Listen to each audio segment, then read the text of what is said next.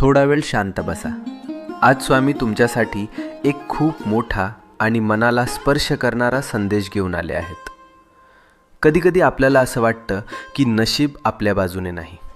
जे करतो ते अर्धवट राहतं, ज्याचं स्वप्न बघतो ते दूर जातं आणि मनात एकच प्रश्न येतो, माझंच का असं होतं? पण आज स्वामी सांगतात, तुला जे हवं आहे ते तुला मिळणारच आहे. तुझे प्रयत्न वाया जात नाहीत. तुझं मन दुखतंय म्हणून देव शांत बसलेले नाहीत. ते फक्त योग्य वेळ बनवत आहेत.